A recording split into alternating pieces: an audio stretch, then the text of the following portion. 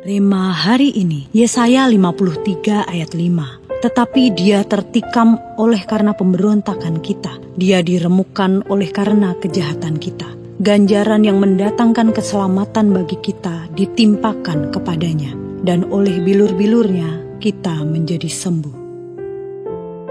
Billy Graham, seorang penginjil terkenal yang menjangkau jutaan jiwa di seluruh dunia, pernah berkata, salib adalah simbol kasih Allah yang terbesar bagi umat manusia. Di sana, di kayu salib, kita melihat betapa berharganya kita di mata Tuhan. Kita tidak bisa mendapatkan keselamatan dengan perbuatan baik kita sendiri, tapi hanya melalui iman kepada Yesus Kristus yang telah mati dan bangkit untuk kita. Pernyataan ini menyoroti inti dari iman Kristen, kasih Allah yang tak terhingga, yang dinyatakan melalui pengorbanan Yesus Kristus di kayu salib. Dia tertikam, diremukkan, dan menerima ganjaran yang seharusnya kita tanggung, agar kita beroleh keselamatan dan kesembuhan. Mengingat akan salib Kristus seharusnya membuat hati kita tetap menyala dalam kasih yang murni kepadanya. Kasih yang tidak bersyarat, kasih yang rela berkorban, kasih yang mengampuni, semua yang terpancar dari kayu salib itu. Ketika kita merenungkan betapa besar kasihnya kepada kita, bagaimana mungkin hati kita tidak tergerak untuk mengasihinya dengan segenap hati, jiwa, dan kekuatan? Pemahaman yang mendalam tentang pengorbanan Kristus di kayu salib, seperti yang diyakini dan terus dikabarkan oleh Billy Graham, adalah sumber utama semangat dan kasih kita kepada Tuhan. Kasih Allah yang dinyatakan melalui salib adalah fondasi dari iman kita dan seharusnya membangkitkan respon kasih yang sama dari kita kepadanya. Oleh karena itu, mari terus merenungkan makna salib bagi hidup kita. Biarlah pengorbanan Kristus yang sempurna itu membakar kembali api kasih di dalam hati kita,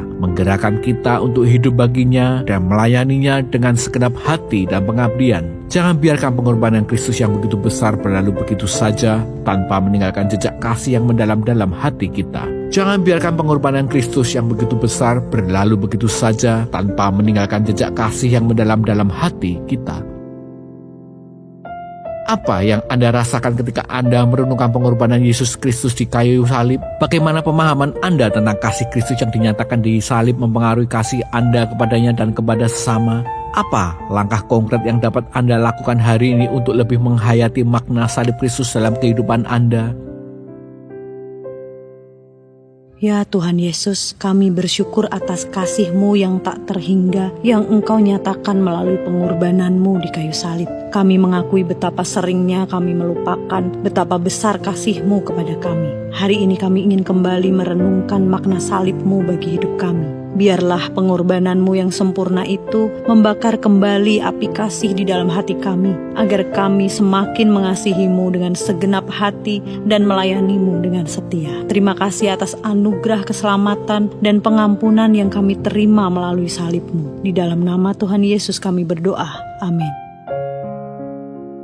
Ingat akan salib Kristus membuat hati kita tetap menyala dalam kasih yang murni kepadanya.